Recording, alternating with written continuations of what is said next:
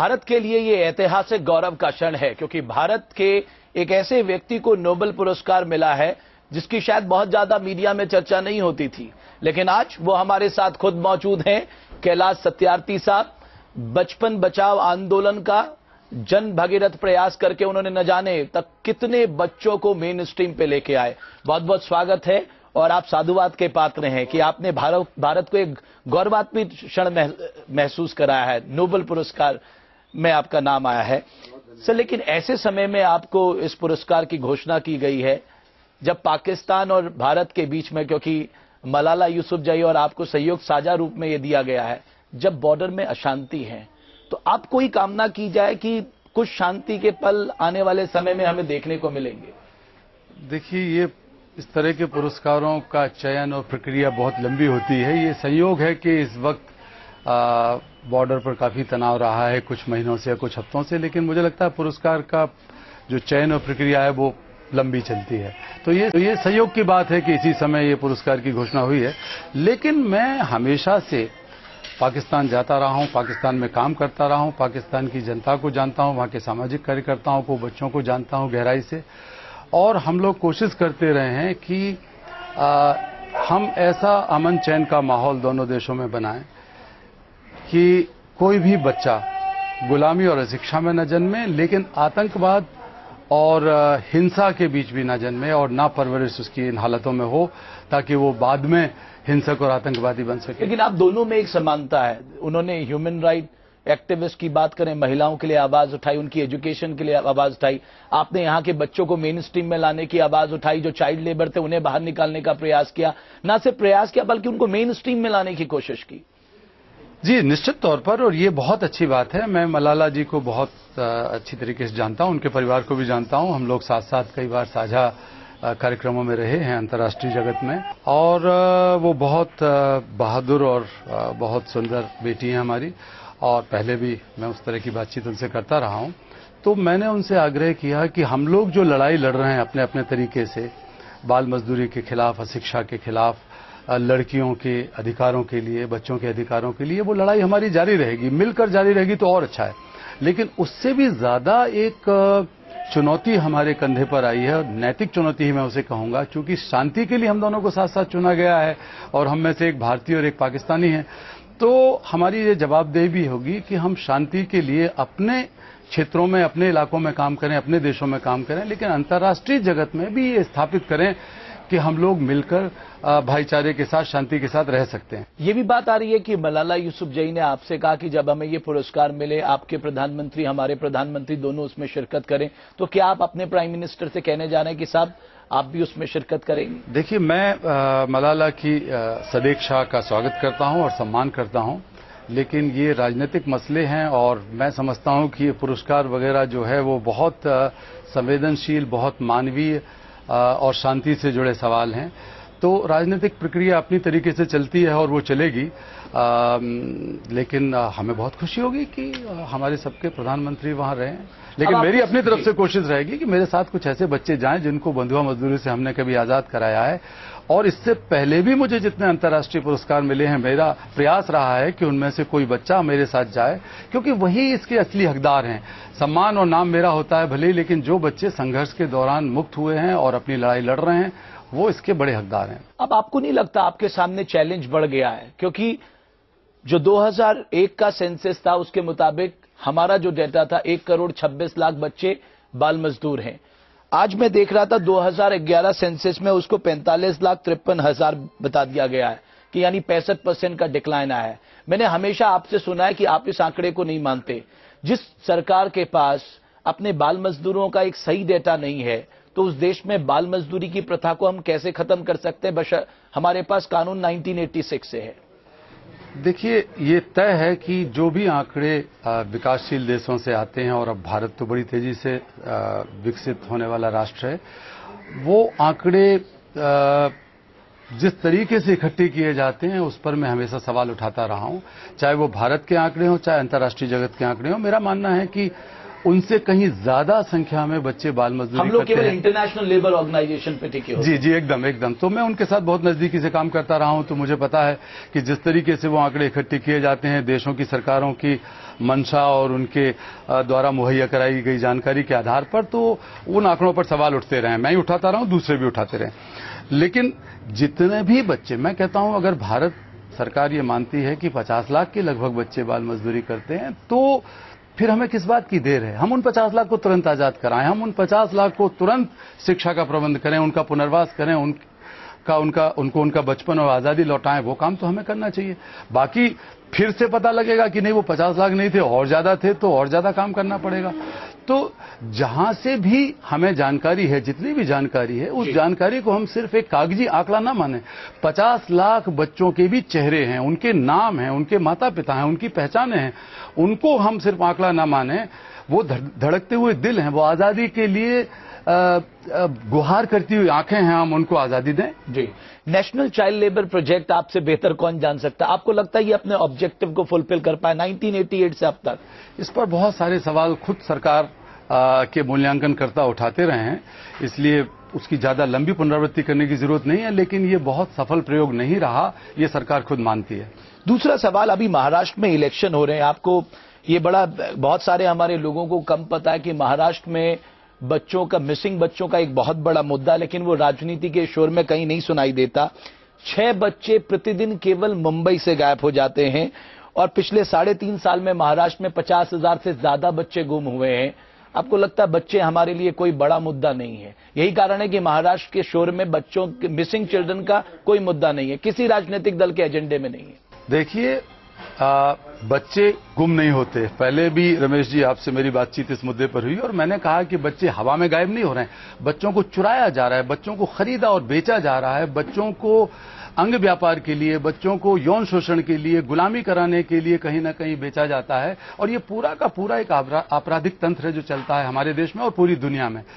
तो ये जो गुमशुदा बच्चों का मामला है, हमारा कहना यह है कि ये एक अपराध है जिसके आधार पर सरकार को काम करना चाहिए। और इसलिए हम लोगों को सर्वोच्च न्यायालय के दरवाजे खटखटाने पड़े और बचपन बचाओ आंदोलन की गुहार पर सुप्रीम कोर्ट ने पिछले साल एक बहुत ही सख्त आर्डर दिया। दुर्भाग्य से उसकी पूरी तरीके से अभी तक पालना नहीं हो रही है और सुप्रीम कोर्ट ने काफी लताड़ा है। मुझे याद है वो टिप्पणी थी, किसी बड़े आदमी का बच्चा खोता है तो सैकड़ों पुलिसकर्मी उसके ढूंढ में लग जाते हैं, किसी गरीब का बच्चा खोता है उसकी FIR तक दर्ज नहीं होती। ये टिप्पणी बहुत ही बड़ा तमाचा है उन लोगों के ऊपर जो जिम्मेवारी के पदों पर बैठे हुए हैं, जो सर्वोच्च न्यायालय के पिछले साल के आदेशों का भी उल्लंघन और अपमान कर रहे हैं, अवमानना कर रहे हैं।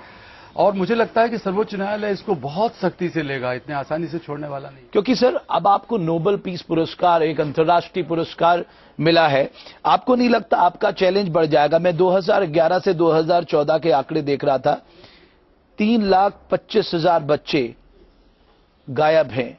प्रतिवर्ष 1,70,000 बच्चे गायब हो जाते हैं, जिसमें 55% लड़कियां हैं और 45% बच्चों का अता पता नहीं चलता। आपका ये चैलेंज अब बढ़ गया है। निश्चित तौर पर देखिए, हमको हर स्तर पर लड़ना है, हम लड़ भी रहे हैं।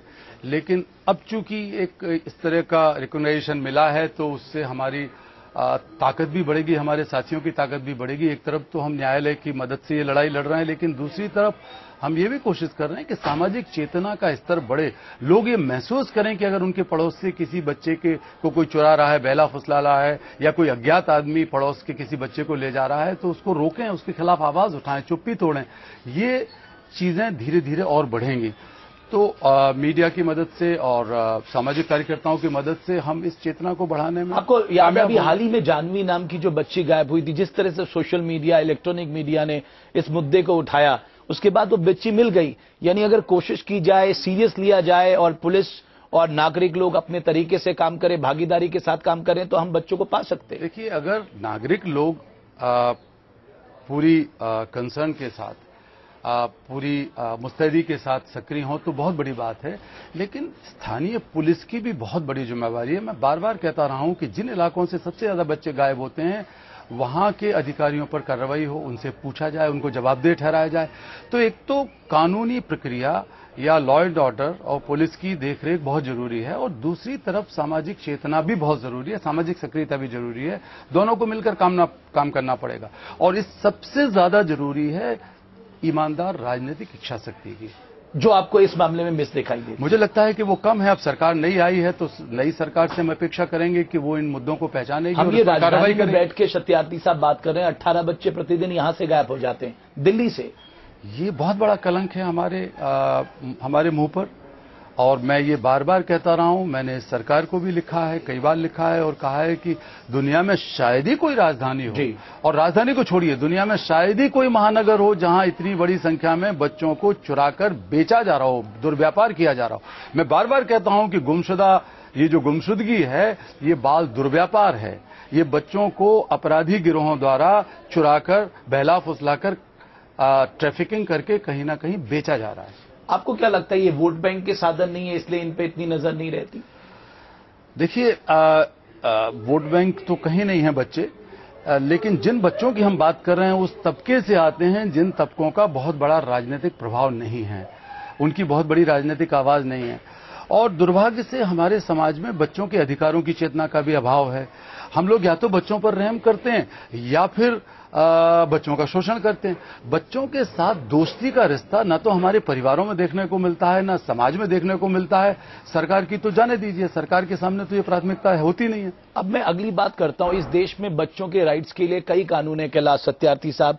जुवेनाइल जस्टिस एक्ट है, protection of child right act 2005 है, राइट टू एजुकेशन एक्ट 2009 है, पॉस्को एक्ट 2012 है, prohibition of child marriage act है। इतने सारे कानून इस देश में बच्चों के राइट के लिए, उसके बाद भी हर दिन हम देख रहे हैं बच्चों के ह्यूमन राइट के साथ कुछ ना कुछ हो रहा है, खिलवाड़ हो रहा है। देखिए, इन कानूनों का कुछ फायदा हुआ है, ऐसा नहीं कि फायदा नहीं हुआ है। पॉक्सो के अंतर्गत कार्रवाइयां होनी शुरू हुई हैं जो पहले नहीं होती थी, यौन शोषण के मामले में, यौन उत्पीड़न के मामले में।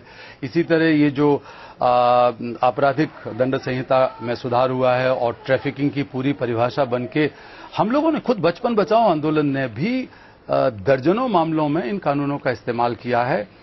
तो कानून तो एक हथियार है। देखिए, कानून एक औजार या हथियार है। उसके लिए हाथ चाहिए, उसके लिए दिमाग चाहिए, उसके लिए वो भावनाशीलता चाहिए, वो पैशन चाहिए कि हम उन कानूनों का सही जगह पर सही इस्तेमाल करें, और वो इस्तेमाल समाज के हर वर्ग को करना पड़ेगा, करना चाहिए। जी, साथ ही मैं ये भी कहना चाहूंगा कई प्रोग्राम्स भी हैं, ऐसा नहीं कि भारत सरकार ने काम नहीं किया। इंटीग्रेटेड चाइल्ड डेवलपमेंट स्कीम है, इंटीग्रेटेड चाइल्ड प्रोटेक्शन स्कीम है, नेशनल न्यूट्रिशन मिशन है, नेशनल चाइल्ड लेबर प्रोजेक्ट है। इतने सारे प्रोग्राम्स हैं। उसके बाद भी अगर हम ये मान रहे हैं कि साहब हमारे 45 लाख बच्चे चाइल्ड लेबर हैं, 42% बच्चे मैल न्यूट्रिशन का शिकार हैं, हमारा एक जो ड्रॉप आउट रेशियो है वो आज भी प्राइमरी एजुकेशन में 4 to 5% है। आपको नहीं लगता कि जो अवेयरनेस की या जो मिशन मोड में काम करने की जरूरत है या जो इंटीग्रेटेड अप्रोच की जरूरत है वो बच्चों के मामले में मिसिंग दिखाई देती है? निश्चित तौर पर ये एक बड़ा दुर्भाग्यजनक हालात है कि बच्चे हमारी सोच के केंद्र में नहीं है, हमारी विकास नीति के केंद्र में, हमारी अर्थनीति के केंद्र में, हमारी समाज नीति के केंद्र में और हमारी राजनीति के केंद्र में बच्चे नहीं हैं। उनकी इज्जत, उनकी डिग्निटी, उनके अधिकार हमारी सोच से बाहर हैं। हमारी मतलब पूरे समाज की, जिसमें सरकार भी शामिल है। तो ये बदलने की जरूरत है।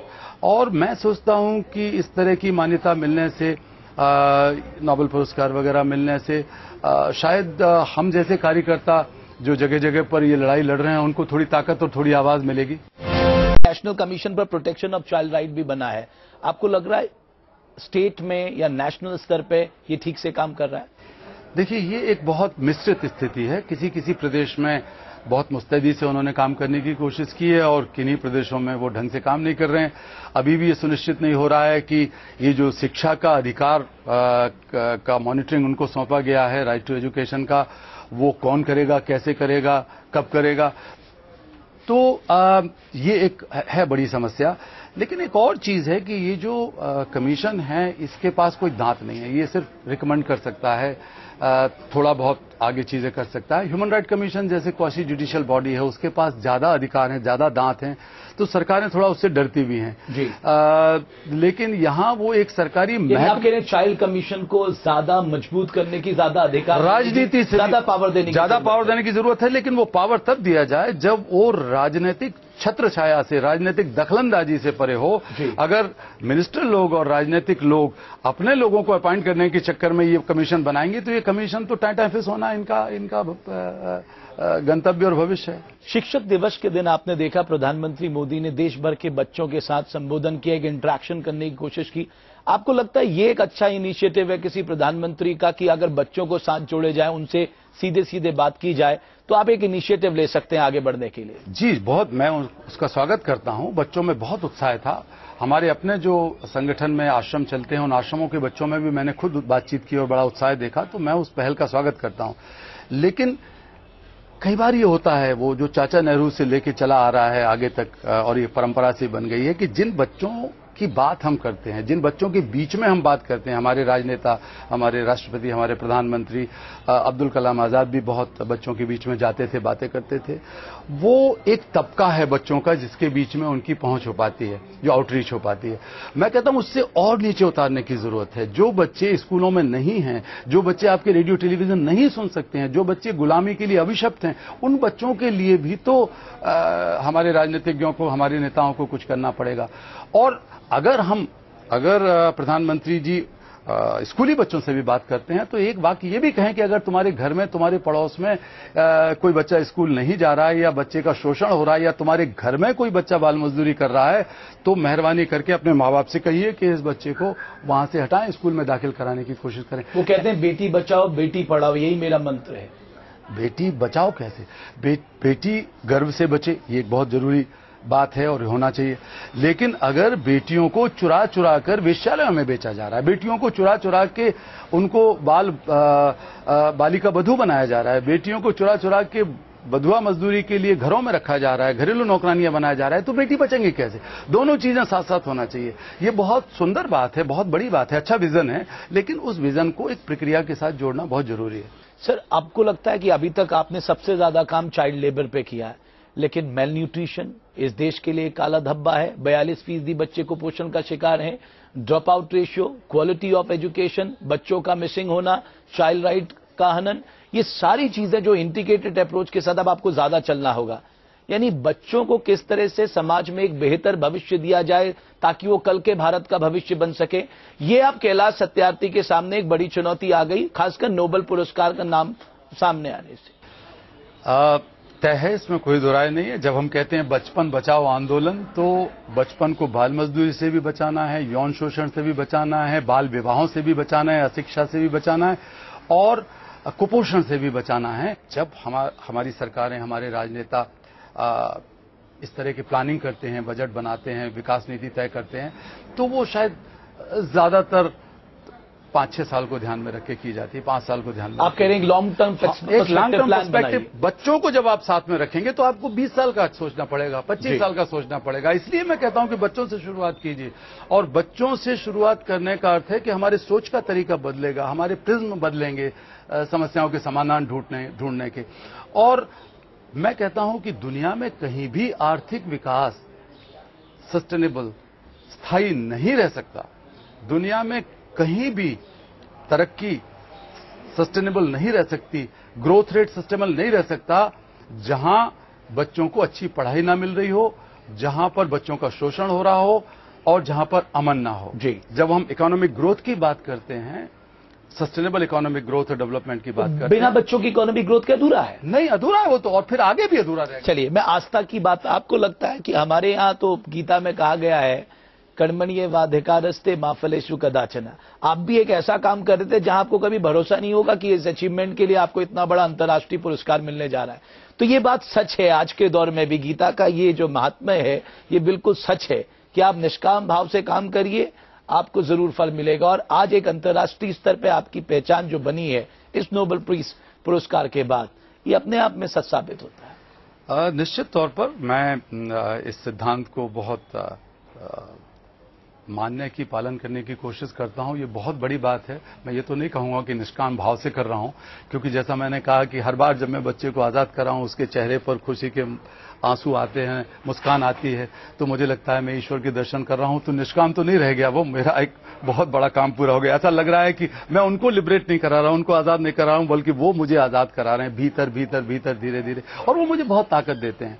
और उनके अलावा मेरी पत्नी सुमेधा जी मेरी बहुत बड़ी ताकत रही हैं। आज से 15 साल पहले लगभग करीब 25-26 करोड़ बच्चे बाल मजदूरी करते थे। आज उनकी संख्या घटकर लगभग 18 करोड़ रह गई है 10-12 साल के अंदर। बहुत बड़ी चीज है ये, बहुत तेजी से ग्राफ जा रहा है। बहुत बहुत शुक्रिया कैलाश सत्यार्थी साहब, आपका ये भगीरथ प्रयास आगे भी जारी रहे। बहुत बहुत शुक्रिया।